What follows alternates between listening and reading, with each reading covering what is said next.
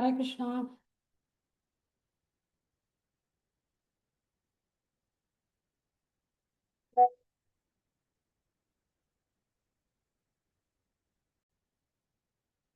Okay.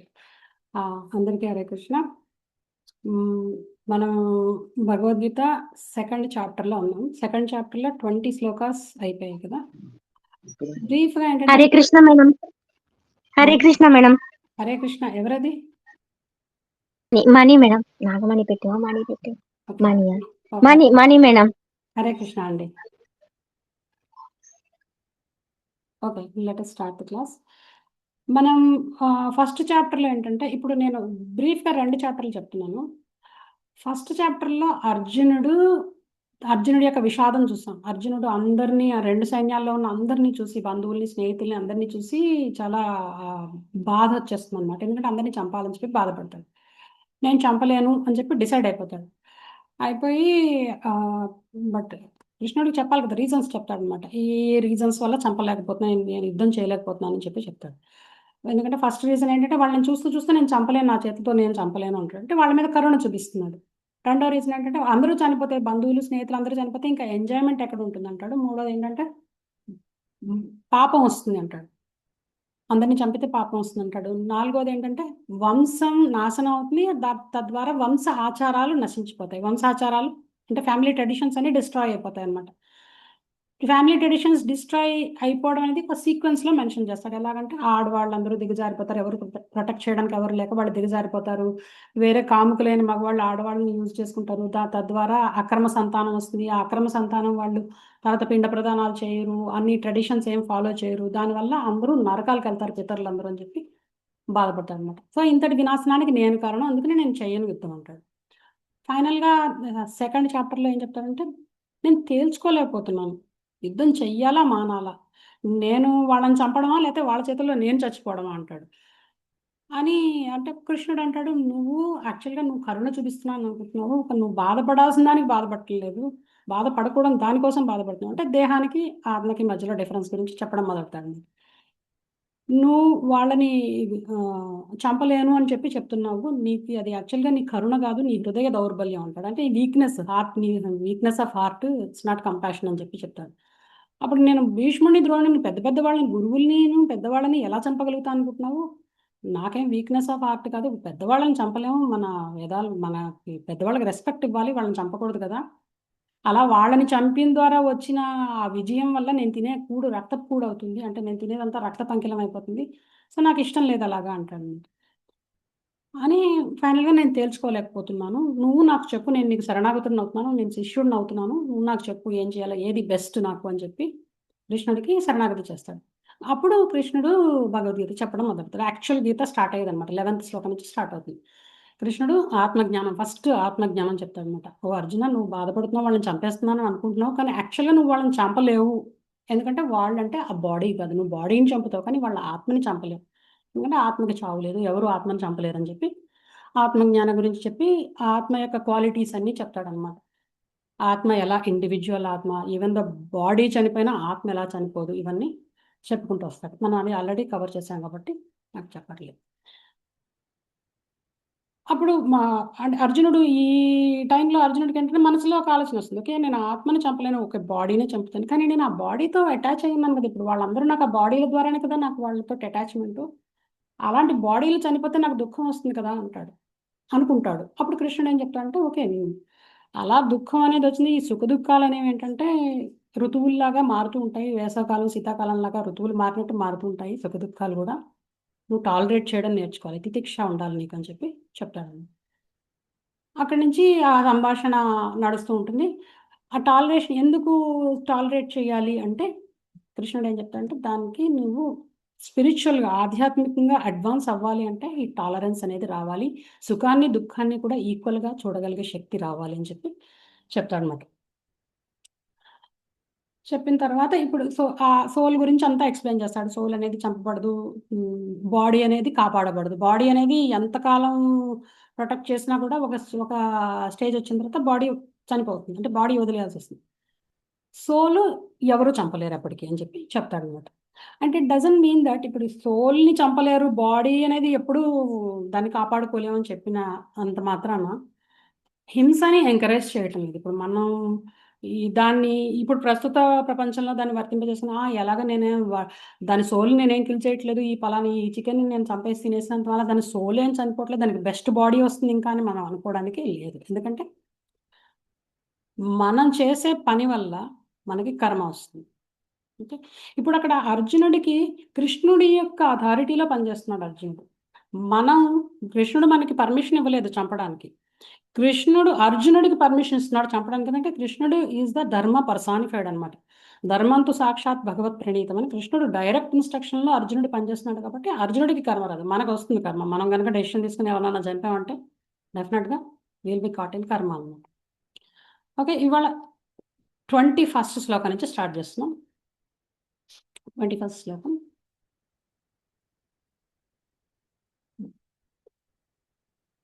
చూపించండి బాబు. Next slide. 21st శ్లోకం నుంచి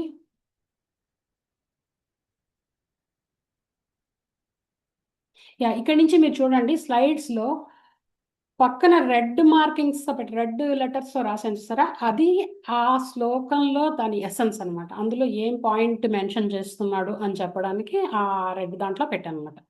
అండ్ ఇక్కడ కింద ఈ 27 శ్లోకంలో దాని పక్కన ఒక బ్లూ స్టార్ కూడా పెట్టాను కదా, దాని అర్థం ఏంటంటే కండిషన్స్ అప్లై అనమాట. ఇక్కడ నేను దీన్ని ఎక్స్ప్లెయిన్ చేస్తాను. ఇక్కడ కండిషన్స్ అప్లై, దీన్ని డైరెక్ట్గా అలా తీసుకోవడానికి అలా అర్థం చేసుకోవడానికి లేదు. దానిలో కొన్ని ఎక్సెప్షన్స్ ఉంటాయి, ఆ ఎక్సెప్షన్స్ అక్కడికి వచ్చిన తర్వాత మాట్లాడతాను. ఓకే. అండ్ ఇంపార్టెంట్ వర్డ్స్ని నేను ఇక్కడ సంస్కృత శ్లోకంలో కూడా బ్లూ కలర్లో మెన్షన్ చేశాను, ఇంపార్టెంట్ వర్డ్స్ అనమాట అవి. Okay, let us start. 21 శ్లోకం.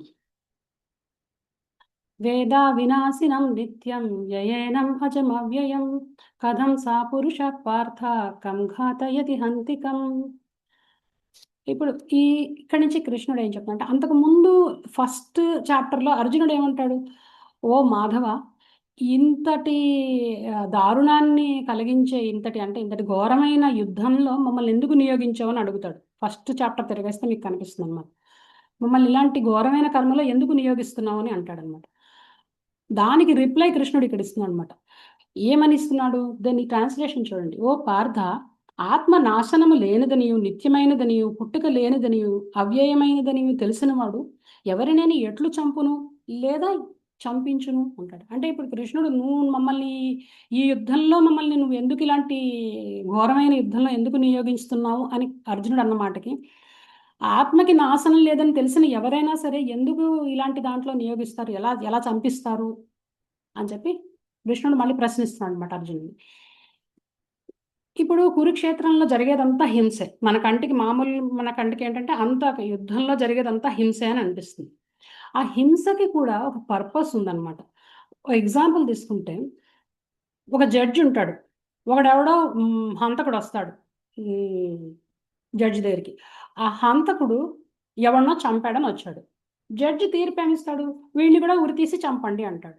అంటే అవతల వాడు చంపాడు అందుకని వచ్చాడు, మళ్ళీ జడ్జి కూడా వీడిని చంపేయండి అంటున్నాడు. రెండు హింసే. వాడిని చంపినప్పుడు హింసే, జడ్జి ఉరి తీయండి అని చెప్పినప్పుడు కూడా హింస కిందకి వస్తుంది.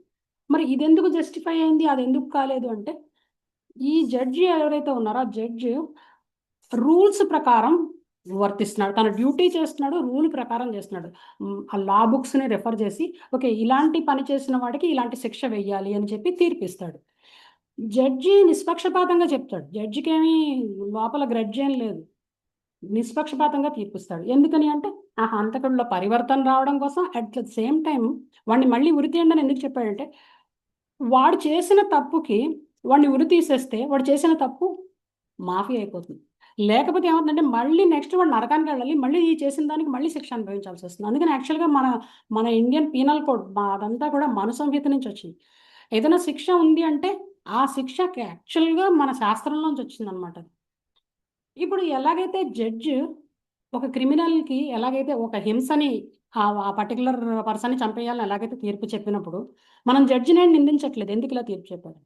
అట్లాగే భగవంతుడు కూడా ఈ దుర్యోధన దుశ్శాసనలు వీళ్ళందరూ ఏంటంటే చాలా అధర్మపరులు.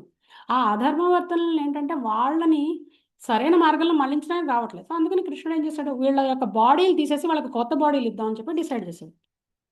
ఎందుకంటే కృష్ణుడు వాళ్ళకి కొత్త బాడీలు ఇవ్వగలిగే శక్తి కృష్ణుడికి ఉంది, మనకి లేదు ఆ శక్తి. ఆయనకి ఇవ్వగలిగే శక్తి ఉంది కాబట్టి ఆ శిక్ష వేస్తున్నాడు వాళ్ళకి.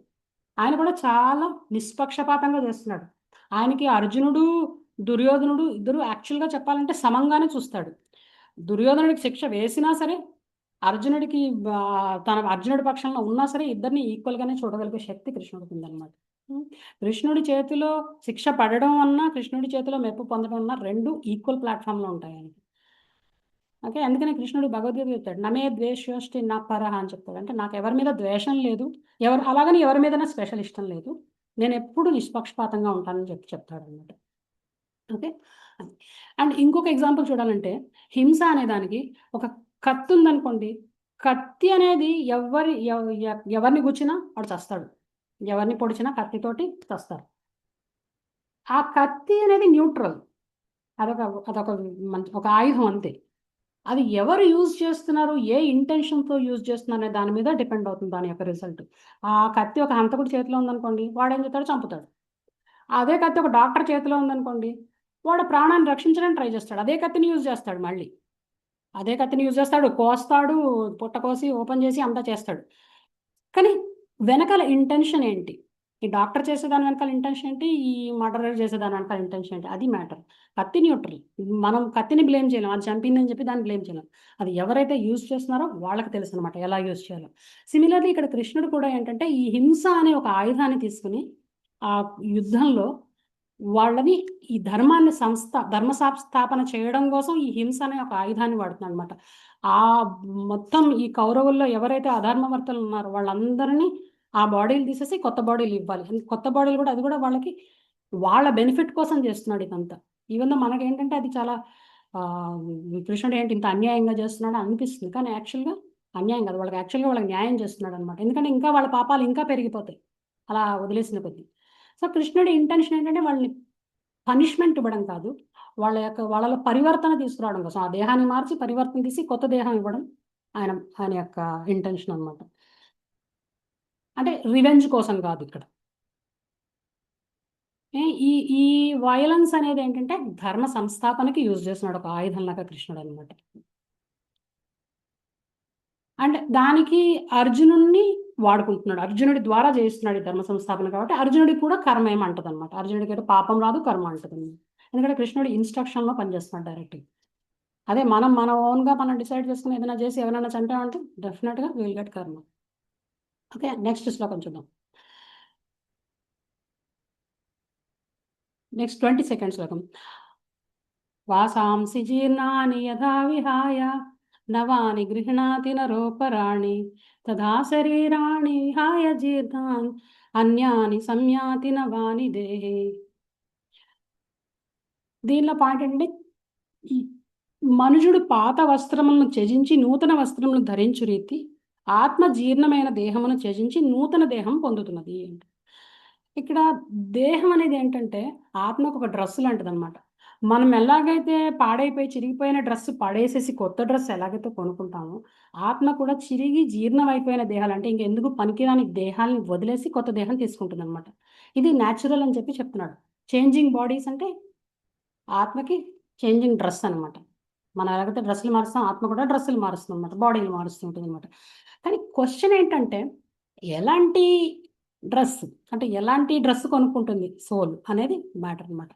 ఇప్పుడు మీరు ఒక మార్కెట్కి వెళ్ళారు, మీకు మీ డ్రెస్ పాడైపోయింది, కొత్త డ్రెస్ కొనుక్కోవాలని మార్కెట్కి వెళ్ళారు. ఎలాంటి డ్రెస్ కొనుక్కోవాలి అనేది ఏం డిసైడ్ చేస్తుంది చెప్పండి? చెప్పండి, ఎలాంటి డ్రెస్ కొనుక్కోవాలనేది ఏ క్రైటీరియా ఉంటే మీరు ఎలాంటి డ్రెస్ కొనుక్కోగలుగుతారు? మన మనసు డిసైడ్ చేస్తుంది. మనసు, స్తోమత. యా, ఎలాంటి డ్రెస్ కొనుక్కోగలుగు. పెద్ద మాల్కి వెళ్ళారు, కాస్ట్లీ డ్రెస్సులు ఉన్నాయి, చీప్ డ్రెస్సులు ఉన్నాయి, మధ్యలో మీడియం రకాల డ్రెస్సులు ఉన్నాయి. ఎలాంటిది కొనుక్కోవాలి అనేది ఏం డిసైడ్ చేస్తుందంటే మన చేతిలో ఉన్న డబ్బు, మన యొక్క బయింగ్ కెపాసిటీ డిసైడ్ చేస్తుంది, మన స్తోమత డిసైడ్ చేస్తుంది. ఈ స్తంభిడి మీకు 10,000 రూపాయలు ఉన్నాయనుకోండి మీ చేతిలో, మీరు మంచి కాస్ట్లీ షాప్కి వెళ్తారు, చక్కగా కాస్ట్లీ డ్రెస్ సెలెక్ట్ చేసుకుంటారు. అదే మీ దగ్గర డబ్బులు ఎక్కువ లేవనుకోండి, మీ దగ్గర ఎంత డబ్బులు ఉన్నాయో దానికి తగినట్టు ఏదో డ్రెస్ కొనుక్కుంటారు, అంతే కదా. చీప్ డ్రెస్ అయినా కొనుక్కుంటారు. మాతాజీ యా మాతాజీ ఇప్పుడు క్రెడిట్ కార్డు కూడా ఇస్తున్నారు కదా మాతాజీ, డబ్బు లేకపోయినా ఎక్కువ పెట్టి కొంటున్నారు. ఓకే, మనం సోల్కి ఇవన్నీ క్రెడిట్ కార్డులు అవన్నీ అప్లై చేయలేము ప్రస్తుతం. జస్ట్ క్రెడిట్ కార్డు కూడా తర్వాత డబ్బులు వెనక్కి తిరిగి పే చేయాలి కదా. ఊరికనే క్రెడిట్ కార్డ్ అప్పుడు అంటే జస్ట్ ఏంటంటే ప్రస్తుతానికి డబ్బులు లేవు, తర్వాత డబ్బులు వస్తాయి దానిలోకి, కానీ మీరే కట్టాలి ఆ డబ్బులు. సో ఇప్పుడు మనం ఫైనల్గా ఏంటంటే బయింగ్ కెపాసిటీ అనమాట. మీరు ఆ డబ్బులు క్రెడిట్ కార్డులో తీసినా మీ చేతిలోంచి పెట్టినా మళ్ళీ దాన్ని రీపే చేయాలి కదా. రీపేయింగ్ కెపాసిటీ ఏదైతే ఉందో అది నేను చెప్పేది. ఓకే, ఇప్పుడు సోల్ మరి కూడా ఐటీ పెట్టే వాళ్ళు క్రెడిట్ ఎత్తమవుతారు. కార్డ్ క్రైటీరియా రావాలి రీపేయింగ్ కెపాసిటీకి. Yeah repaying capacity is the matter. Repaying capacity చూడాలన్నమాట. ఓకే, ఇదేంటంటే మన రీపేయింగ్ కెపాసిటీ అంటే మన యొక్క కర్మ, పుణ్యకర్మ ఎంతైతే ఉంటుందో, పుణ్యకర్మ బ్యాలెన్స్ ఎక్కువ ఉంటే మనకి బయింగ్ కెపాసిటీ ఎక్కువ ఉంటుంది.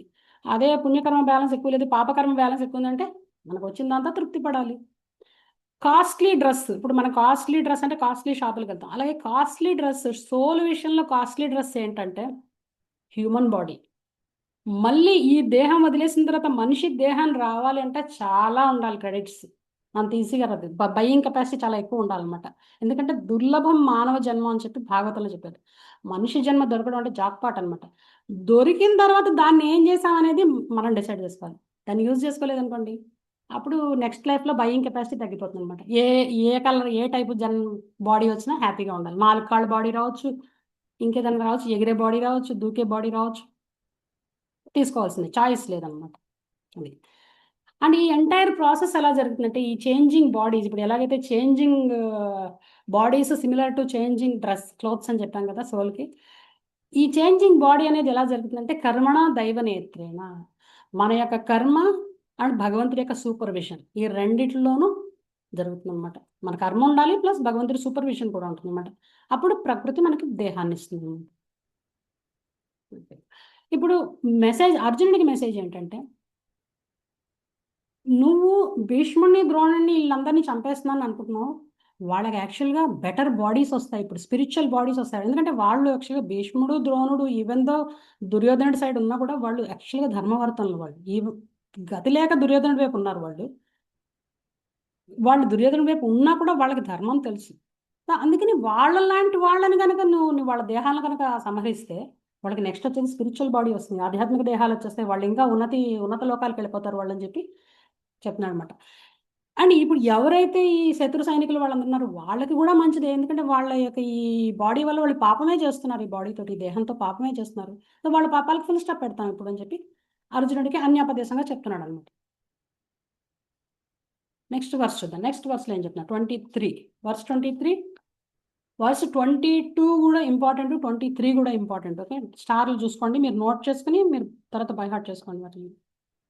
23 ఏంటంటే నైనం చిందంతి శస్త్రాణి నైనం దహతి పావకః నచైనం క్లేదయంత్యాపో నశోషయతి మారుతః. ఆత్మ ఎట్టి ఆయుధముల చేతను చంపబడదు, ఛేదించబడదు, అగ్నిచే దహింపబడదు, నీటిచే తడుపబడదు, వాయువుచే శోషింపబడదు, అంటే ఆర్పివేయబడదు అని చెప్పి అర్థం అన్నమాట. ఇక్కడ ఏంటంటే కృష్ణుడు చెప్తున్నాడు కదా, నువ్వు వాళ్ళ దేహాలను చంపుతావు ఆత్మను చంపలేవు అని చెప్పాడు కదా. ఓకే, అర్జునుడికి ఏంటంటే డౌట్ వస్తుంది, ఓకే నువ్వు ఆత్మని ఇప్పుడు దేహాన్ని చంపగలవు ఆత్మను చంపలేవు, బాగానే ఉంది. ఇప్పుడు రేపు పొద్దున్న నా దగ్గర దివ్యాస్త్రాలు ఉన్నాయి కదా, అంటే మంత్రశక్తితో పనిచేసే అస్త్రాలు ఉన్నాయి కదా, సెలెస్టియల్ వెపన్స్ ఉన్నాయి కదా, అవేమన్నా డిస్ట్రాయ్ చేస్తాయా సోల్ని అని అనుమానం వస్తుంది అన్నమాట లోపల. దివ్యాస్త్రాలు అంటే మా దేవతల్ని తలుచుకుని వాళ్ళు ఇచ్చిన మంత్రోచ్చాటంతో కొన్ని రకాల అస్త్రాలు వస్తాయి అన్నమాట. వాటి వల్ల ఏమైనా అంటే మన బ్రహ్మాస్త్రం ఇలాంటి వాటి వల్ల ఏమైనా చావు ఉంటుందా ఆత్మకి అని చెప్పి డౌట్ వస్తుంది.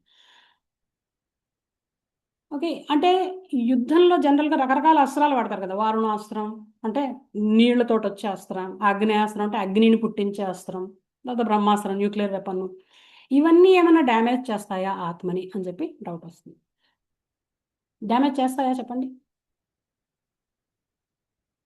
లేదు, బికాస్ ఫిజికల్ కాదు కదా. మిగతావన్నీ కూడా ఫిజికల్, ఈవెన్ న్యూక్లియర్ వెపన్ కూడా ఆత్మని ఏం చేయలేదు. అలాగని చెప్పి న్యూక్లియర్ వెపన్స్ వాడమని కాదు చెప్తున్నాను, అంటే ఆత్మతత్వాన్ని అర్థం చేసుకుంటున్నాం అన్నమాట ఫస్ట్ మనం. ఇవన్నీ ఏంటంటే పంచభూతాలతో తయారైనవి. ఏదైతే ఈ వెపన్స్ అవి ఉన్నాయో, ఈ అస్త్రశస్త్రాలు ఏవైతే ఉన్నాయో అవన్నీ కూడా పంచభూతాలతో తయారైనవి అనమాట. ఈ పంచభౌతికమైనవి ఆత్మని ఏమీ చేయలేవు అని చెప్పి అర్థం చేసుకోవాలన్నమాట. ఆత్మ అందుకని కృష్ణుడు ఏం చేస్తాడంటే ఇక్కడ అర్జునుడికి అర్థమయ్యేలాగా ఎగ్జాంపుల్స్ చెప్తాడు. ఇంకా తర్వాత నుంచి అర్జునుడికి ఎలా అర్థమవుతుంది only war point of view నుంచి ఎగ్జాంపుల్స్ చెప్తుంటాడు అనమాట. దానికి ఇంకా మనం వస్తాం. ఆత్మ అనేది సచ్చిదానందం, ఈ పాంచభౌతికం కాదనమాట. మ్యాటర్ అనేది అంటే ఈ భౌతిక పదార్థం అనేది ఆత్మని స్పిరిట్ని డిస్ట్రాయ్ చేయలేదు. మనం ఆల్రెడీ అనుకున్నాం కదా థర్మోడైనమిక్స్ ప్రిన్సిపల్స్లో ఎనర్జీ అనే దాన్ని క్రియేట్ చేయలేము, డిస్ట్రాయ్ చేయలేము. అలాగే సోల్ అనేది ఒక ఎనర్జీ, భగవంతుడి యొక్క శక్తి, అంతరంగ శక్తి. అలాంటి ఎనర్జీని డిస్ట్రాయ్ చేయలేము, క్రియేట్ చేయలేము, ఎప్పటికీ ఉంటుంది అది. ఇప్పుడు అర్జునుడికి ఈ వచ్చిన డౌట్ని కృష్ణుడు ఎలా క్లారిఫై చేస్తున్నా అంటే కేవలం యుద్ధ రంగంలో వాడే ఈ శస్త్రాస్త్రాలని దృష్టిలో పెట్టుకుని ఎగ్జాంపుల్స్ చెప్తాను. నైనం చిందంతి శస్త్రాన్ని నైనం దహతి పావక అంటే ఆగ్నేయాస్త్రం చంపలేదు, వారుణాస్త్రం చంపలేదు, ఈ బ్రహ్మాస్త్రం చంపలేదు. ఇవన్నీ ఎగ్జాంపుల్స్, అన్ని అస్త్రశస్త్రాల ఎగ్జాంపుల్స్ ఇచ్చారనమాట. నైనం చిందంతి శస్త్రాన్ని నైనం దహతి పావక అంటే ఇవే. అంటే ఒక ఎక్స్పర్ట్ టీచర్ ఏంటంటే సబ్జెక్ట్ మ్యాటర్ని స్టూడెంట్కి ఎలా చెబితే స్టూడెంట్కి అర్థం అవుతుందో అలాంటి ఎగ్జాంపుల్స్ తోటి, స్టూడెంట్ రిలేట్ చేసుకోగలిగే ఎగ్జాంపుల్స్ తోటి చెప్తాడన్నమాట. సో వార్ ఫీల్డ్లో ఉన్నాడు కాబట్టి war field example, war related examples అని ఇచ్చాడనమాట. సో సోల్కి ఎలాంటి దాంతో సోల్ని చంపడం అనేది సాధ్యం కాదని చెప్పి డిక్లేర్ చేశాడు. ఆ తర్వాత కృష్ణుడు ఏం చెప్తున్నాడో చూడండి 24లో. అచ్ఛేద్యోయమదహ్యోయం అక్లేద్యో శోషయేవ చ నిత్యః సర్వగతస్థాణురచలోయం సనాతనః. ఆత్మని ఏదీ చంపలేదు, ఈ శస్త్రాస్త్రాలు ఏమీ చంపలేవు. అలాంటి ఆత్మ ఛేదింపబడనటువంటిది, కరుగనటువంటిది. అంటే ఆత్మ కరగదు, నీళ్ళలో తిప్పేస్తే కరగదు. దహించుటకు కానీ శోషింప చేయుటకు కానీ వీలు కానటువంటిది. అది నిత్యము సర్వత్రా వ్యాపితం. ఈ సర్వగత అనే పదం ఇంపార్టెంట్, అందుకనే దాన్ని బ్లూ కలర్లో పెట్టాను. సర్వగత అంటే ఏంటంటే ఆత్మ అనేది మొత్తం ఎవ్రీవేర్ వ్యాపించి ఉంటుంది. అంటే దాని అర్థం ఎలా చేసుకోవాలంటే ఆత్మలు ప్రతి చోట ఆత్మలు ఉంటాయి. ఆకాశంలో ఆత్మలు ఉంటాయి, భూమి మీద ఉంటాయి, నీళ్ళల్లో ఉంటాయి, పైన ఏంటది అగ్నిలో ఉంటాయి. అన్ని చోట్ల ఆత్మలు ఉంటాయి అన్నమాట. అంటే అన్ని చోట్ల జీవులు ఉంటారు. మనకి యాక్చువల్గా చాలామంది రీసెర్చ్ చేస్తున్నారు, అదర్ ప్లానెట్స్లో కూడా లైఫ్ ఉందా, జీవం ఉందా అని చెప్పి రీసెర్చ్ చేస్తున్నారు. ఈ శ్లోకాన్ని బట్టి మనం అర్థం చేసుకోవాలి అంటే అదర్ ప్లానెట్స్లో కూడా ఆత్మలు ఉన్నాయి, మనుషులు ఉన్నాయి. అంటే మనుషులు అంటే మనలా కాదు, అక్కడ కూడా జీవులు ఉన్నారు. కానీ వాళ్ళ దేహాలు మన దేహాల్లో ఉండవు. ఎందుకంటే మనది అర్త్లీ బాడీస్ భూమి తత్వం ఉన్న బాడీస్ అనేది భూమి మీద కనిపిస్తాయి మనకు. జలతత్వం ఉన్న బాడీ నీళ్ళల్లో ఉంటాయి. ఇప్పుడు చేపలు ఇలాంటివన్నీ కూడా జలతత్వం అనమాట, వాటర్ బాడీస్ అనమాట. అవి నీళ్ళల్లో ఉంటాయి. మనం నీళ్ళల్లో ఉండలేము, అవి నీళ్ళల్లో ఉంటాయి. అవి నేల మీద ఉండలేము. కొన్ని గాల్లో బాడీస్, ఏరీ బాడీస్ ఉంటాయి, గాల్లో ఎగిరే బాడీస్ ఉంటాయి. కొన్ని ఫైరీ బాడీస్ ఉంటాయి. సూర్యుడి మీద కూడా జీవులు ఉన్నారు. సూర్యుడి మీద జీవులు ఫైరీ బాడీస్తో ఉంటారు అన్నమాట. అంటే అగ్నితత్వం ఉంటుంది అనమాట. వాళ్ళ బాడీ అగ్నితత్వంతో తయారవుతుంది అనమాట. మనది భూమి తత్వంతో తయారైన బాడీ, అవి అగ్నితత్వంతో తయారైన బాడీ. అదర్ ప్లానెట్స్లో కూడా జీవులు ఉన్నారు. మనం దాన్ని వెళ్ళి ఎక్స్పీరియన్స్ చేయలేకపోతున్నాం. ఎందుకంటే మన ఈ బాడీ తోటి అక్కడికి వెళ్ళడానికి కష్టం. ఒకవేళ వెళ్ళినా కూడా వాళ్ళు మన కంటికి కనిపిస్తారని గ్యారంటీ లేదు. ఎందుకంటే గాలి ఎలా కంటికి కనిపించట్లేదు, ఎయిరీ బాడీస్ ఉన్న వాళ్ళు మన కంటికి కనిపించదు. మనం అనుకున్న ఓన్లీ పక్షులే ఎయిరీ బాడీస్ అనుకుంటున్నాం, కానీ కాదు. ఎయిరీ బాడీస్ ఇంకా చాలా ఉన్నాయి. చాలా చాలా అంతరిక్షంలో చాలా జీవులు ఉన్నారు.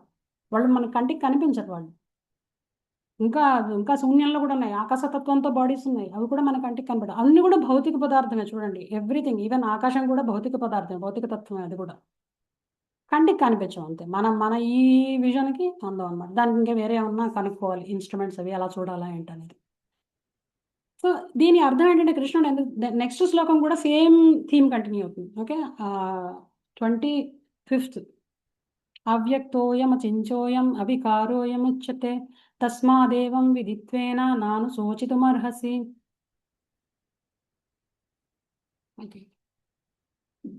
దీని మీనింగ్ కూడా సేమే.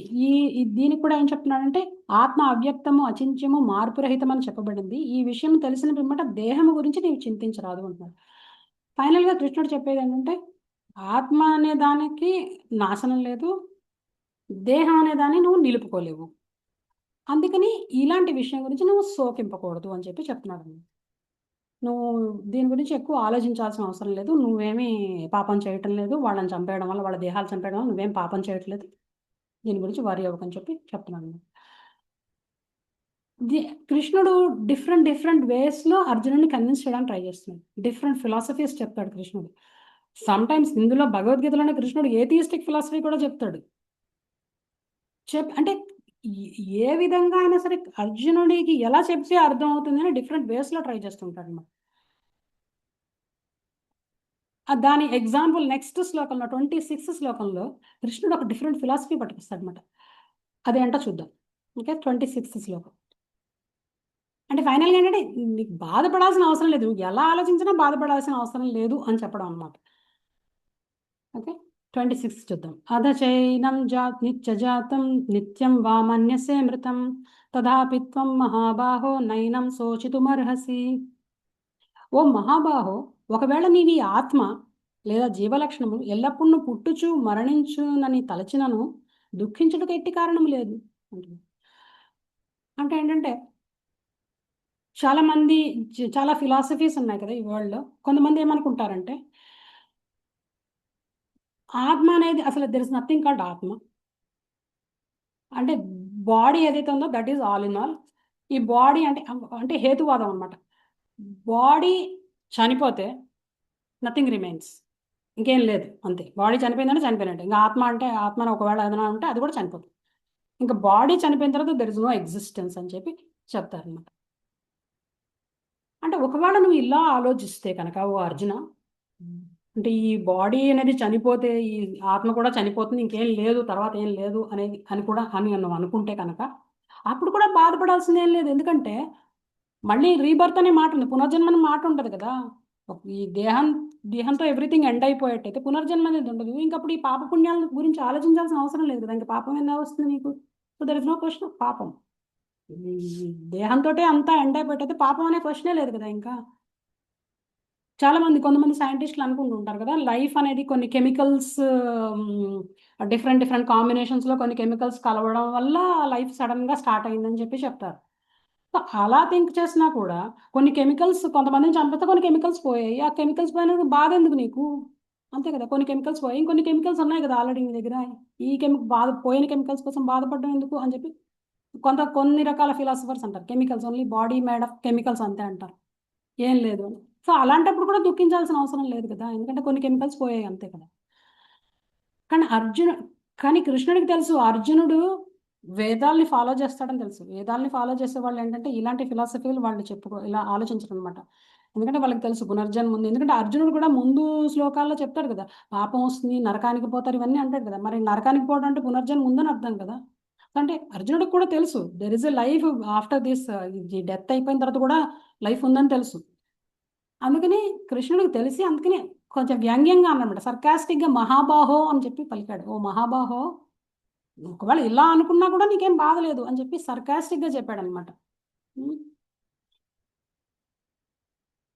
నైనం శోచితుం అర్హసి అన్నాడు ఇక్కడ. నైనం శోచితుం అర్హసి అంటే ఏంటంటే బాధపడడానికి ఏం కారణం లేదు. ఒకవేళ నువ్వు ఇలా భావించినా కూడా బాధపడడానికి ఏం కారణం లేదని చెప్తున్నాడు. తర్వాత 27th శ్లోకంలో ఏం చెప్తాడు చూద్దాం. 27th శ్లోకం ఏంటి? ఇది కూడా ఇంపార్టెంట్ శ్లోకం. జాతస్య హి ధ్రువో మృత్యు ధ్రువం జన్మామృతస్య చ తస్మాదపరిహార్యేద్ధే నత్వం శోచితుమర్హసి. ముందు శ్లోకంలోనేమో 25th శ్లోకంలో నాను శోచితుమర్హసి అన్నాడు, 26th నైనం శోచితుమర్హసి అన్నాడు, 27th నత్వం శోచితుమర్హసి అన్నాడు. బేసిక్గా దీని మీనింగ్ సేమ్. నాను శోచితుమర్హసి అంటే బాధపడద్దు, నువ్వు డోంట్ లామెంట్ అంటున్నాడు. నైనం శోచితుమర్హసి అంటే బాధపడడానికి కారణమే లేదంటున్నాడు. నత్వం శోచితుమర్హసి అంటే నువ్వు బాధపడడం తగదు అని చెప్తున్నాడు. Meaning same. ఇక్కడ ఎందుకు చెప్పాడంటే జాతస్య హి ధ్రువ మృత్యు ధ్రువం జన్మ మృతస్య చ అంటే ఏంటంటే పుట్టిన వానికి మరణం తప్పదు, మరణించిన వానికి జన్మము తప్పదు. అండ్ అనివార్యమైన ఈ విషయం గురించి శోకింపరాదు అని చెప్పి చెప్తున్నాడు. అంటే నీ విద్యుక్త నిర్వహణ ఎందుకు నువ్వు దుఃఖించకూడదు అని చెప్పి చెప్తున్నాడు. ఇక్కడ ఒక బ్లూ స్టార్ పెట్టాను కదా, అంటే కండిషన్స్ అప్లై అనమాట. కండిషన్స్ అప్లై అంటే ఏంటంటే పుట్టిన వానికి మరణం తప్పదు, అది 100% కరెక్ట్. ఎవరైతే భౌతిక దేహంతో పుట్టారో ఆ దేహం అనేది చనిపోక తప్పదు. ఆ దేహం అనేది వదిలేయాలి. నువ్వు ఎట్టి పరిస్థితుల్లోనూ ఎవరైనా సరే, ఎంత గొప్ప డివోటీలైనా ఏవైనా సరే, ఈ దేహం అనేది వదిలేయాలి. అండ్ తర్వాత పాయింట్ ఏదైతే ఉందో, మరణించిన వానికి జన్మము తప్పదు అంటాడు కదా, బట్ దట్ ఈస్ దర్ ఈ కండిషన్స్ అప్లై చేస్తుందన్నమాట. ఎవరైతే పుట్టిన తర్వాత చనిపోవడం లోపు, అంటే పుట్టిన దగ్గర నుంచి డెత్ లోపు ఎవరైతే భక్తి అనేది టేకప్ చేస్తారో వాళ్ళకి మళ్ళీ మరణించిన తర్వాత జన్మము తప్పదు అంటాడు కదా, అక్కడ ఎక్సెప్షన్ వస్తుంది అనమాట. ఎవరైతే భక్తిని టేకప్ చేస్తారో, కృష్ణుడు చెప్తాడు, ఎవరైతే భక్తి మార్గంలోకి వస్తారో, కృష్ణ తత్వాన్ని అర్థం చేసుకుని కృష్ణుడికి సేవా రూపంలో భక్తి ఎవరైతే చేస్తారో వాళ్ళు మళ్ళీ జన్మించాల్సిన అవసరం లేదని చెప్పి చెప్తాడు అనమాట. అది మనకి నెక్స్ట్ నా 4th చాప్టర్లో వస్తుంది. మళ్ళీ జన్మించాల్సిన అవసరం లేదు. భక్తిలోకి వచ్చామంటే మనకి మళ్ళీ అదే ఇంకా లాస్ట్ బర్త్ అయిపోతుంది అనమాట. మళ్ళీ ఇక్కడికి రావాల్సిన, తిరిగి భౌతిక ప్రపంచానికి తిరిగి రావాల్సిన అవసరం లేదు. యద్గత్వానని వర్తంతే తద్ధామ పరమం మమ అని చెప్పాడు. డైరెక్ట్ పరంధామానికి వెళ్ళిపోతాం అనమాట. అందుకనే ఆ స్టార్ పెట్టాను. అదర్ దాన్ దట్ ఎవరైతే భక్తిలోకి రారో వాళ్ళందరికీ పుట్టిన వాళ్ళకి మరణం తప్పదు, మరణించిన వాళ్ళకి జన్మం తప్పదు. ఓకే, సో ఇలాంటి విషయం గురించి నువ్వు శోకించాల్సిన అవసరం లేదు.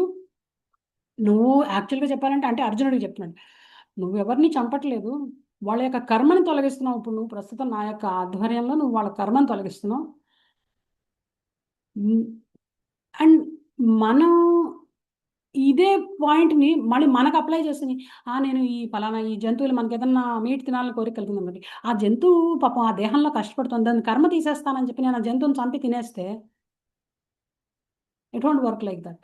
మనం వాటి కర్మని రెడ్యూస్ మనకు మన కర్మని ఎక్కువ చేసుకుంటున్నాం. వాళ్ళ కర్మ శాంతి గారు చెప్పండి. వాళ్ళ కర్మ మనకు వస్తుంది, చంపిన వాళ్ళ వాళ్ళ కర్మ మనకు వస్తుంది. ఇంకా చెప్పాలంటే మనం ఇంకా కొంచెం కర్మ ఎక్కువ తీసుకుంటున్నాం అనమాట. వాళ్ళ కర్మని తీయడం కాదు, మన కర్మని. అండ్ యాక్చువల్గా ఏమవుతుందంటే, ఆ పర్టికులర్ దేహంలో జంతువు ఉంది అంటే దానికి ఆ కర్మ ప్రకారం ఆ దేహం వచ్చింది దానికి. మనం దాన్ని డిసైడ్ చేసుకుని దాన్ని చంపేసామంటే దాని కర్మ పూర్తి అవ్వలేదు, మనకి కర్మ యాడ్ అయింది. దాని కర్మ పూర్తి చేయాలనేది మళ్ళీ జంతు దేహం తీసుకుని నెక్స్ట్ లైఫ్లో కూడా జంతు దేహం తీసుకుని ఆ కర్మ ఫినిష్ చేయాలి. దాని కర్మ సైకిల్ ఆపాం మనం, అది మళ్ళీ అది గోత్రు అవ్వాలి. మనం చేసినందుకు మనకి కర్మ ఎక్కువ వస్తుంది. ఎందుకంటే బికాజ్ హ్యూమన్ బీయింగ్ కనుక చేస్తే డెఫినెట్గా హ్యూమన్ బీయింగ్ రెస్పాన్సిబిలిటీ ఎక్కువ అని చెప్పుకున్నాం కదా, డెఫినెట్గా కర్మ వస్తుంది, చెడు కర్మ వచ్చేస్తుంది, పాపం వస్తుంది. కానీ ఆ కర్మ, వాళ్ళ కర్మ తీయాలని ఎవరు డిసైడ్ చేస్తారు? మనం కాదు డిసైడ్ చేస్తారు, కృష్ణ డిసైడ్ చేస్తాడు. ఎందుకంటే కృష్ణ ఈజ్ సాక్షాత్తు ధర్మ స్వరూపుడు. ధర్మం ఇచ్చింది ఆయన, ఏది ధర్మం ఏది అధర్మం అని చెప్పింది ఆయన. ఆయన డిసైడ్ చేయొచ్చు. ఆ కౌరవుల యొక్క కర్మని తీసేయాలని అనుకున్నాడు కాబట్టి వాళ్ళ దేహాలను తీసేయాలని డిసైడ్ అయిపోయాడు. బట్ మనం చట్టాన్ని చేతిలో తీసుకోవాలని ట్రై చేయకూడదు. చట్టాన్ని మన చేతిలో తీసుకున్నాం అంటే అది మనకు కర్మ రూపంలో మనకు వస్తుంది అనమాట. అది బిట్వీన్ బర్త్ టు డెత్ మనకేంటంటే చాయిస్ ఇచ్చాడు అనమాట భగవంతుడు. ఏబిసిడీల్లో ఏ అంటే after you take what birth, A అంటే after you take birth as human being, B తర్వాత బి టు డి మధ్యలో సి ఉంది. డి అంటే డెత్, బి అంటే బర్త్, డి అంటే డెత్, మధ్యలో సి అంటే చాయిస్. ఏం చాయిస్ చేస్తున్నాం మనం, ఏం చాయిస్లు చేస్తున్నాం అనే దాని మీద మన యొక్క నెక్స్ట్ది ఏంటనేది డిపెండ్ అవుతుంది. ఓకే, అందుకని సిని మీరు చాయిసెస్ కింద కాకుండా చాంటింగ్ కింద మార్చుకున్నారంటే you will be like in Krishna's అకౌంట్లోకి వెళ్ళిపోతారు అనమాట. జస్ట్ ఓకే, 28th చూద్దాం. 28లో ఏం చెప్తున్నారో చూద్దాం. అవ్యక్తాదీని భూతాని వ్యక్త మధ్యాని భారత అవ్యక్త నిధనాన్యైవ తత్ర కా పరిదేవన. దీని మీనింగ్ ఏంటంటే, సృజింపబడిన జీవులందరూ ఆదిలో కనపడక మధ్యలో కనపడి నశించిన పిమ్మట తిరిగి కనపడక ఎందురు, అట్టేడ దుఃఖించుటకు అవసరం ఏం కలదు.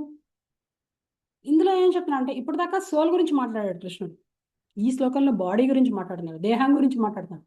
ఆదిలో కనపడక అంటే దేహం ఆదిలో కనపడదు అంటే తల్లి గర్భంలోకి రావడానికి ముందు మన ఎగ్జిస్టెన్స్, మెటీరియల్ ఎగ్జిస్టెన్స్ మనదేం కనిపించదు అక్కడ. ఒక్కసారి బాడీ వచ్చి తల్లి దేహం నుంచి బయటకు వచ్చామంటే దేహం కనిపిస్తుంది అందరికీ. మళ్ళీ డెత్ తర్వాత దేహం ఎవరికి కనిపించదు. అంటే ఆదిలో కనపడక మధ్యలో కనపడి నశించిన పిమ్మట తిరిగి కనపడట్లేదు అని చెప్పాడు. సో అలాంటి దేహం గురించి ఎందుకు బాధపడుతున్నావు, అలాంటి ఈ దేహం గురించి బాధపడాల్సిన అవసరం ఏముంది అని చెప్తున్నాను అనమాట. ఎగ్జాంపుల్ తీసుకుంటే, ఇప్పుడు ఒక పెద్ద బిల్డింగ్ ఉందనుకోండి, పెద్ద బిల్డింగ్ కట్టారు. హైదరాబాద్లో ఒక పెద్ద బిల్డింగ్ కట్టారు అనుకోండి. 2000 సంవత్సరంలో ఒక పెద్ద బిల్డింగ్ కట్టారు. 2000 సంవత్సరానికి ముందు బిల్డింగ్ లేదు అక్కడ. ఆ బిల్డింగ్ మనకు కనిపించట్లేదు. 2000 నుంచి ఇంకొక 20 సంవత్సరాలు 30 సంవత్సరాలు వేసుకోండి, ఆ బిల్డింగ్ ఉంటుంది మధ్య అనమాట. అది ఆదిలో అంటే 2000 సంవత్సరానికి ముందు అది కనపడట్లేదు ఆ బిల్డింగ్. 2000 నుంచి 2030 వరకు బిల్డింగ్ కనపడుతుంది. తర్వాత ఎవరో డిమాలిష్ చేశారు కంప్లీట్గా. తర్వాత కనిపించట్లేదు. అంటే ఎవ్రీథింగ్ మెటీరియల్ వరల్డ్లో ప్రతి ఏదైతే భౌతిక జగత్తులోకి ఏదైతే వస్తుందో దానికి ఒక బిగినింగ్, ఒక ఎండ్ ఉంటుంది అనమాట. స్టార్టింగ్ పాయింట్, ఒక ఎండింగ్ పాయింట్ ఉంటుంది. దేనికైతే స్టార్టింగ్ పాయింట్ ఎండింగ్ పాయింట్ ఉందో అది టెంపరీ. ఆత్మకి స్టార్టింగ్ పాయింట్ లేదు, ఎండింగ్ పాయింట్ లేదు. ఎందుకంటే ఆత్మ ఎప్పటికీ ఉంటుందని చెప్పుకున్నాం కదా. ఆత్మ నిత్యం, దేహం అనిత్యం. అందుకని దేహం టెంపరీ. స్టార్టింగ్లో కనపడదు, మధ్యలో ఇప్పుడు ప్రజెంట్ లైఫ్లో మనం కనిపిస్తున్నాం అందరికి ఈ దేహంతో. తర్వాత దేహం వదిలేసిన తర్వాత కనిపించింది, మళ్ళీ ఈ దేహం కనిపించింది, ఇంకో దేహంలో ఉంటుంది, మళ్ళీ అది కూడా టెంపరీ. ఓకే,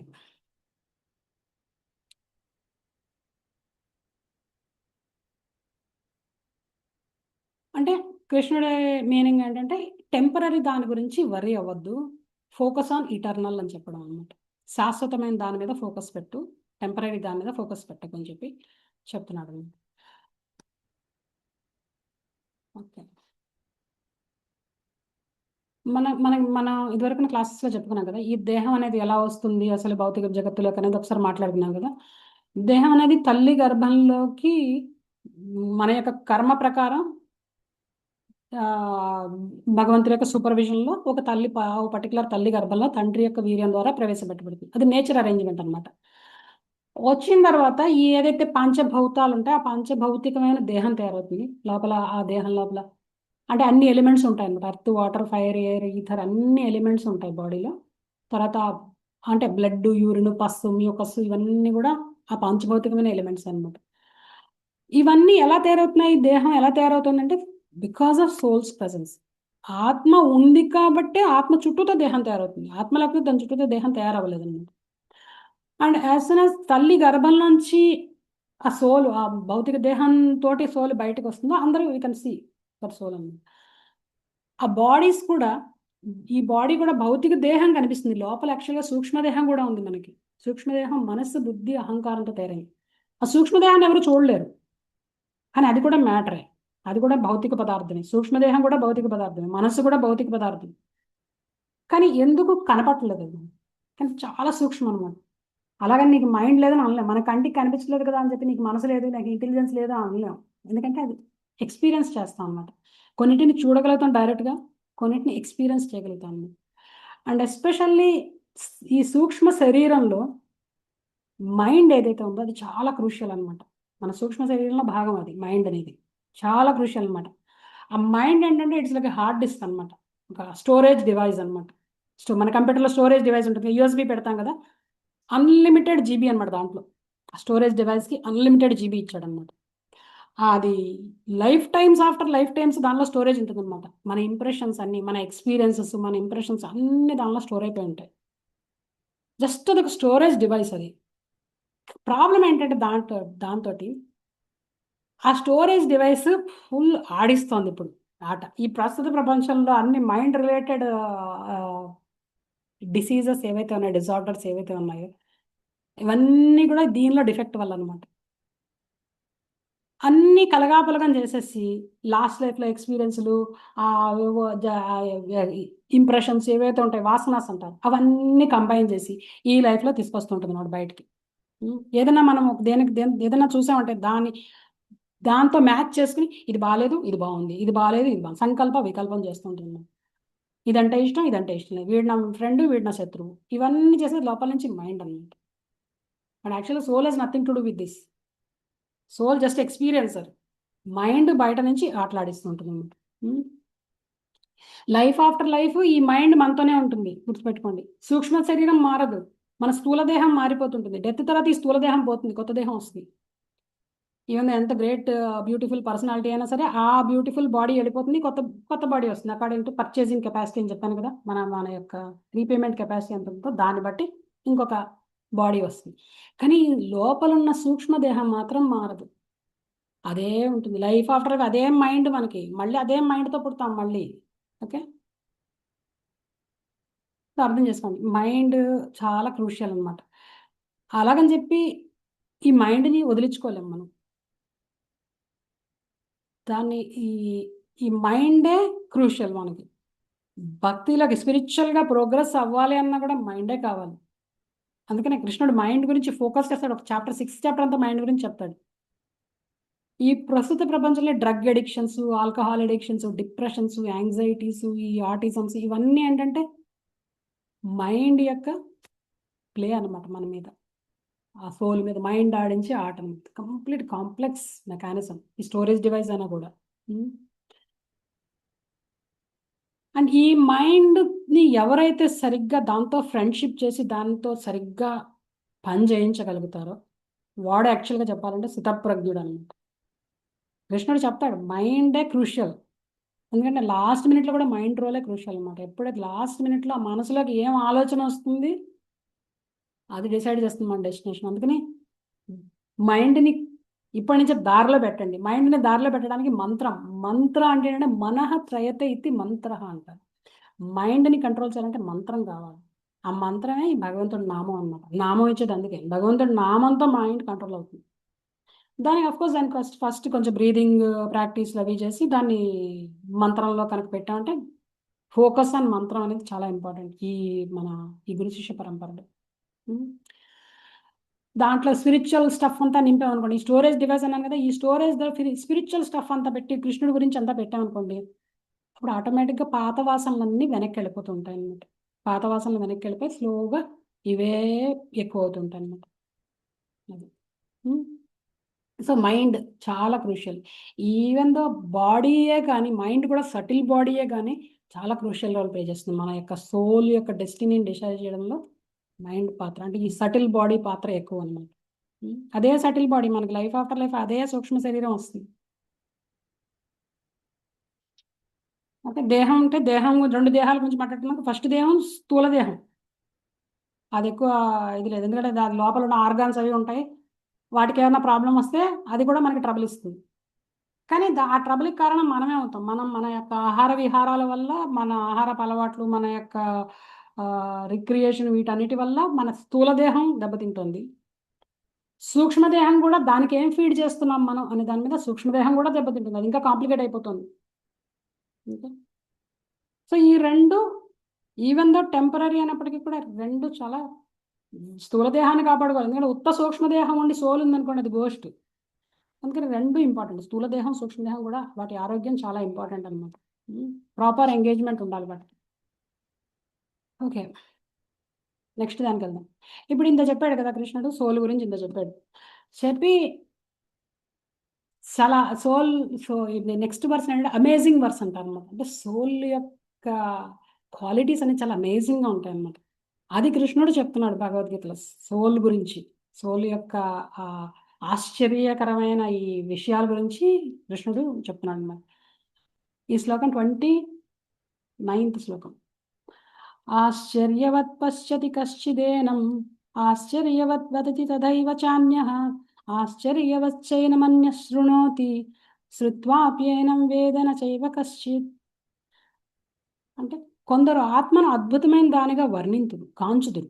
కొందరు దాన్ని అద్భుతమైన దానిగా వర్ణింతురు, మరికొందరు దానిని అద్భుతమైన దానిగా శ్రవణం చేయుదురు. ఇంకొందరు శ్రవణం చేసినను దాని గురించి ఏమాత్రం తెలియకుందు. అంటే సోల్ యొక్క క్వాలిటీ అనేది ఏంటంటే చాలా అమేజింగ్గా ఉంటాయి అనమాట. అంటే ఆశ్చర్యకరంగా ఉంటాయి. అంత చిన్న సోల్, ఎందుకంటే సోల్ యొక్క పరిమాణం చూసాం కదా, 1/10,000th of tip of a hair అని చెప్పుకున్నాం. అంత చిన్న సోలు ఒక ఎలిఫెంట్ బాడీలో అంత చిన్న సోలే ఉంటుంది, ఒక చిన్న చీమ దేహంలో కూడా అంత చిన్న సోలే ఉంటుంది.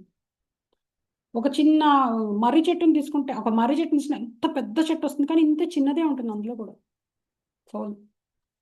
అది చాలా ఆశ్చర్యంగా ఉంటుంది అనమాట. దాని గురించి వింటే ఆశ్చర్యంగా ఉంటుంది. చావబడదు, చంపబడదు, ఇవన్నీ మనం విన్నాం కదా సోల్ గురించి.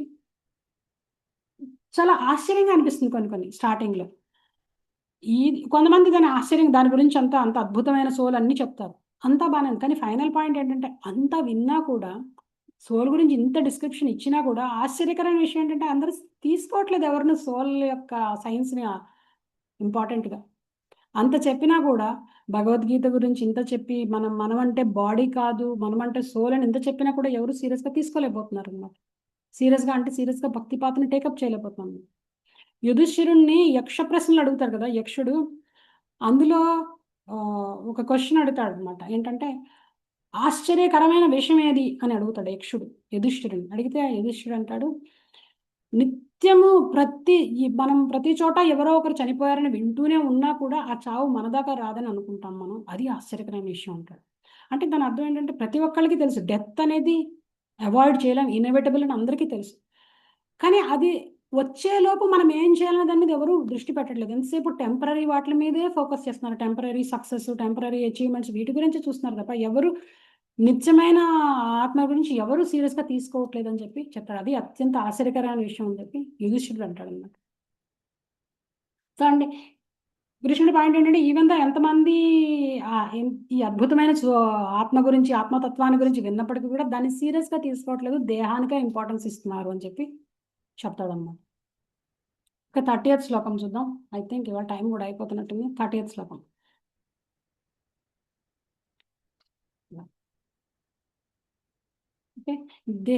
దేహి నిత్యమవధ్యోయం దేహే సర్వస్య భారత తస్మాత్ సర్వాణి భూతాని నత్వం శోచితుమర్హసి. ఇక్కడ ఈ శ్లోకంలో కృష్ణుడు ఆత్మతత్వాన్ని కంక్లూడ్ చేస్తున్నాడు అనమాట. ఇంకా ఆత్మ గురించి ఎక్కువ చెప్పడు, ఇంకా వేరే వేరే టాపిక్స్ వస్తాయి. దీని అర్థం ఏంటంటే ఓ భరతవంశీయుడ, దేహమందు వసించు దేహి ఎన్నడను చంపబడడు, కావున ఏ జీవుని గురించి నీవు దుఃఖించుట తగదు అన్నాడు. దేహి దేహం, దేహం అంటే బాడీ, దేహి అంటే ఆ బాడీలో నివసించేవాడిని దేహి అంటారు. మీరు చెప్పండి, ఇప్పుడు మనం దేహియా దేహమా? చెప్పండి, దేహమా? మనం అంటే ఎవరు? దేహంలో ఉండే దేహి దేహి. అందరం. దేహి అంటే దేహంలో నివసించేవాడు. ఇప్పుడు మీరు నువ్వెవరు అంటే నేను soul soul in the body. ఏదైనా ఇంటర్వ్యూకి వెళ్ళారనుకోండి, హూ ఆర్ యు అంటే ఐఎమ్ సోల్ అన్నారనుకోండి. ఓకే. సో దేహి అంటే దేహములో వసించువాడు. మనమందరము దేహి. ఓకే, మనం దేహంలో నివసిస్తున్నాం. ఈ దేహం మన యొక్క రెంటెడ్ హౌస్ అనమాట. ఈ రెంటెడ్ హౌస్లో ఉన్నాం. దీనికి 100 years లీజ్కి ఇచ్చాడు మనకి. ఈ 100 yearsలో ఏం చేస్తాం, ఏం చాయిసెస్ చేస్తాం అనేది మనకు వదిలేశాడు. కానీ చెప్పాడు ఇలా ఉంటే బెటర్ అని చెప్పి మనకు ఆల్రెడీ గైడెన్స్ ఇచ్చాడు భగవద్గీతలో. అది మనం టేకప్ చేస్తే మళ్ళీ ఇలాంటి రెంట్ల ఇంట్లోకి రావాల్సిన అవసరం లేదు. పర్మనెంట్ రెసిడెన్సీ డైరెక్ట్ వైకుంఠంలో గ్యారంటీ అనమాట. ఓకే, సో సోల్ ఈ ఆత్మ జ్ఞానాన్ని ఎప్పుడు మర్చిపోకండి. ఈవెన్ దో మన క్లాసులు భగవద్గీత క్లాసులు అయిపోయినా సరే, ఎప్పుడు ఆల్వేస్ రిమెంబర్ దీస్ ట్రూత్స్. మనం దేనికైతే వరి అయ్యి తెగ టెన్షన్ పడిపోయి ఇన్వెస్ట్మెంట్ ప్రాపర్టీ కొనాలా, అది కొనాలా, ఇది కొనాలా, ఇవన్నీ ఆలోచించగలమా? Everything is temporary. మనం even body itself is temporary అంటున్నప్పుడు ఏది పర్మనెంటో దానికి ఇంపార్టెన్స్ ఇచ్చి అది కూడా లైఫ్లో ఒక భాగం చేసుకుంటే ప్రోగ్రెస్ అవుతున్నాం స్పిరిచువల్గా. దాని బెనిఫిట్ ఏంటనేది తర్వాత శ్లోకాల్లో వస్తుంది. నేను చెప్తాను, తర్వాత శ్లోకాల్లో చెప్తాను, ఇప్పుడు చెప్పడానికి లేదు. అది బేసిక్గా ఈ శ్లోకంలో ఏంటంటే ఆత్మతత్వం గురించి చెప్పడం ఆపేశారు. సుప్రీం లార్డ్ స్వయంగా చెప్పాడు భగవంతుడు, నువ్వు అంటే దేహి, నువ్వు దేహం కాదు అని చెప్పాడు. దేహి అంటే ఆత్మ, దేహంలో నివసించేది. అర్జునుడికి మెసేజ్ ఏంటంటే దేహంలో నివసించే ఈ దేహిని నువ్వు చంపలేవు, దేహాన్ని చంపుతున్నావు. కాబట్టి నీ డ్యూటీ నువ్వు చేయ, క్షత్రియుడి కింద వరి అవ్వాల్సిన అవసరం లేదు అని చెప్పి చెప్తున్నాడు. అంటే యాక్చువల్గా నువ్వు వాళ్ళని చంపట్లేదు అని చెప్పి కృష్ణుడు అర్జునుడికి మెసేజ్ ఇచ్చాడు. ఓకే, నెక్స్ట్ 31 ఒకసారి నెక్స్ట్ స్లైడ్ చూపించండి ప్రభు. నేను టైం చూస్తున్నాను. ఇక్కడి నుంచి కృష్ణుడు ఏంటంటే అర్జునుడు ఇంకా ఇంత చెప్పినా కూడా, ఆత్మజ్ఞానం ఇచ్చిన తర్వాత కూడా దేహం గురించి ఆత్మ గురించి ఇంత చెప్పినా కూడా అర్జునుడు ఇంకా కన్విన్స్ అవ్వలేదు యుద్ధం చేయడం విషయంలో. అర్జునుడు కన్విన్స్ అయ్యంటే భగవద్గీత ఇక్కడితో అయిపోయేది. స్టిల్ అర్జునుడు నాట్ కన్విన్స్డ్. ఇంకా ఆలోచిస్తున్నాడు అర్జునుడు అనమాట. చంపాలా వద్దా, చంపితే మళ్ళీ దుఃఖం, ఇవన్నీ ఆలోచిస్తున్నాడు అనమాట. అండ్ ఇంతకుముందు చెప్పాడు ఓ అర్జున, ఈ ఈ నువ్వు నేను ఈ యుద్ధ రంగంలో ఉన్న రాజులు అందరం కూడా గతంలో ఉన్నాము, ఇప్పుడు ఉన్నాము, భవిష్యత్తులో కూడా ఉంటాము అని చెప్పి చెప్పాడు. అంటే ఆత్మ అనేది ఎప్పుడూ ఉంటుంది అని చెప్పి కృష్ణుడు చెప్తున్నాడు. ఆత్మ స్పిరిచువల్, నేను కంక్లూడ్ చేసేస్తాను ఒక నిమిషం. ఆత్మ స్పిరిచువల్, గాడ్ కూడా స్పిరిచువల్. భగవంతుడు ఇటర్నల్, ఆత్మ కూడా ఇటర్నల్, అంటే నిత్యం. భగవంతుడు నిత్యం, ఆత్మ కూడా నిత్యంగానే ఉంటుంది. భగవంతుడు సచ్చిదానందం, ఆత్మ కూడా సచ్చిదానందం. డస్ దట్ మీన్ మనము కృష్ణ ఒకటేనా? ఎందుకంటే అన్ని అన్ని అవే క్వాలిటీస్ మనకు కూడా. మనము ఆయన ఒకటేనా? No, Mataji. ఎందుకని నో? Quantity is more. మనం చిన్న యా, క్వాంటిటీ. గుడ్. నందిని గారు, హరే కృష్ణ. సో మనము God equal, quality wise equal అనమాట. అంటే గుణరీతిలో భగవంతుడితో సమానం మనం. భగవంతుడు సచ్చిదానందం, మనం కూడా సచ్చిదానందం. భగవంతుడు శాశ్వతుడు, నిత్యుడు, మనం కూడా అంతే. ఆయనకు పుట్టుక లేదు, మనకు కూడా పుట్టుక లేదు, ఆత్మకు కూడా పుట్టుక లేదు. దేహం పుడుతుంది అంతే, ఆత్మకు పుట్టుక లేదు. కానీ డిఫరెన్స్ ఏంటంటే క్వాంటిటీ వైజ్ డిఫరెన్స్ అనమాట. ఆయన, మనం అణు అయితే ఆయన విభు, అంటే జైగాంటిక్ అనమాట. మనం జస్ట్ స్మాల్ పార్టికల్ అనమాట. గాడ్ అనేవాడు ఆమ్నిపోటెంట్, మనం ఆమ్నిపోటెంట్ కాదు. గాడ్ అనేవాడు అమ్నీషియంట్. అమ్నీషియంట్ ఏంటంటే ఆల్ నోవర్ అనమాట, అన్నీ తెలుసు అనమాట. సర్వశక్తిమంతుడు, అంతా తెలిసినవాడు అనమాట. మనకి తెలియదు, మన గురించే సరిగ్గా తెలియదు. How can we be God? ఆయన ఆమ్నీ ప్రెజెంట్, అంటే సర్వత్రా వ్యాపించి ఉంటాడు. ఆయన సర్వత్రా ఉండగలడు, అన్ని సైమల్టేనియస్గా అన్ని ప్లేసుల్లోనే ఉండగలడు. కానీ మనం అలా ఉండలేం. Krishna is maintainer of all. God అనేవాడు మొత్తం మొత్తం అన్ని లోకాల్లో ఉన్న జీవుల్ని మెయింటైన్ చేయగలుగుతాడు. మనం మన ఓన్ ఫ్యామిలీ మెంబర్స్ని మెయింటైన్ చేసుకోవడానికి మనకి తల ప్రాణం తొక్కొస్తుంది. మన బాడీని మెయింటైన్ చేసుకోవడానికి మనకి ప్రాబ్లంగా ఉంది. సో మనం గాడ్ తోటి ఎప్పుడు ఈక్వల్ కాం, క్వాంటిటీ వైజ్ ఎప్పుడు, అంటే పరిమాణ రీతిలో మనం ఎప్పుడు ఈక్వల్ కాలేము అనమాట. ఆయన పెద్ద మహాసముద్రం లాంటి వాడైతే మనం ఒక దానిలో ఒక బిందువు లాంటి వాడు అన్నమాట. ఇది అర్థం చేసుకోవాలి. అంటే ఇన్ ఎసెన్స్ ఏంటంటే మనం గాడ్ కాదు, we are not God, we are godly అంతే. ఇప్పుడు నెక్స్ట్ ఇంకా అర్జునుడు కన్విన్స్ అవ్వలేదని చెప్పాను కదా, ఇంకా కృష్ణుడు ఏంటంటే మళ్ళీ రూట్ మారుస్తాడనమాట. ఇక నెక్స్ట్ ఇంక కృష్ణుడు ఏంటంటే కర్మ పాయింట్ ఆఫ్ వ్యూ నుంచి మాట్లాడతాడు. ఫస్ట్ సకామ కర్మ నుంచి మాట్లాడతాడు, సకామ కర్మ ఆస్పెక్ట్ నుంచి మాట్లాడతాడు. తర్వాత నిష్కామ కర్మ ఆస్పెక్ట్లో మాట్లాడతాడు. అంటే బేసిక్గా ఏంటంటే అర్జునుడు కన్విన్స్ అవ్వాలి. ఏం చెప్తే అర్జునుడు కన్విన్స్ అవుతాడో అన్ని రకాల ఆర్గ్యుమెంట్స్ అన్ని చేస్తున్నాడు అనమాట. సో ఇవన్నీ ఎందుకు చేస్తున్నాడు? అర్జునుడికి తెలియక కాదు, అర్జునుడు ఒక పాత్ర పోషిస్తున్నాడు మనందరికీ ఈ జ్ఞానం తీసుకురాడు. ఎందుకంటే చాలామంది భక్తిని డైరెక్ట్గా టేకప్ చేయలేరు అందరూ. భగవంతుడి భక్తే హైయెస్ట్, ఈ మంత్రాలయ హైయెస్ట్ అంటే ఎవరు తీసుకోలేకపోతున్నారు. అందుకని ఏంటంటే ఇంత ఫిలాసఫీ ఇవ్వాల్సి వస్తుంది. ఇంత ఫిలాసఫీ ఇచ్చిన తర్వాత అప్పుడు మనం కన్విన్స్ అవుతాం, ఓకే భక్తి ఈజ్ హైయెస్ట్, నామజపం ఈజ్ హైయెస్ట్ అని మనం కన్విన్స్ అవ్వడం కోసం ఇన్ని జరుగుతున్నాయి కదా. ఎందుకంటే టేక్స్ టైం అనమాట. భక్తిలో ఉంటూ మన పనిని మనం చేస్తూ ఉంటే ఎలా మనం భగవంతుడి దగ్గర అవుతాం అనేది అర్థమవుతుంది. అర్జునుడు యుద్ధ రంగంలో ఉండి కూడా భగవంతుడి మీద మనసు పెట్టి యుద్ధం చేస్తాడు. అందుకని అర్జునుడికి పాపం ఏది అంటలేదు. మనం కూడా మన యుద్ధ రంగంలో ఉన్నాం. ప్రస్తుతం మెటీరియల్ వరల్డ్ ఇస్ యుద్ధ రంగం, బయట యుద్ధాలు జరుగుతున్నాయి, అది వేరే విషయం. మనం యాక్చువల్గా యుద్ధ రంగంలో ఉన్నాం. ఎవ్రీ డే ఫైట్ మనకి.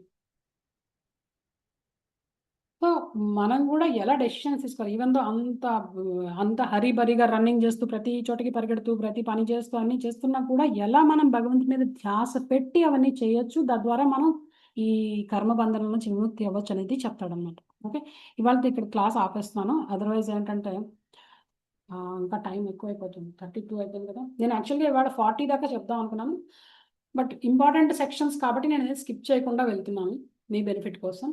అదర్వైజ్ ఇది నేను 3 క్లాసుల్లో ఫినిష్ చేద్దాం అనుకున్నాను, కానీ ఇది takes more time. Okay, Hare Krishna అందరికీ. క్లాస్ అయిపోయింది. ఇప్పుడైనా క్వశ్చన్స్ ఉంటే అడగండి.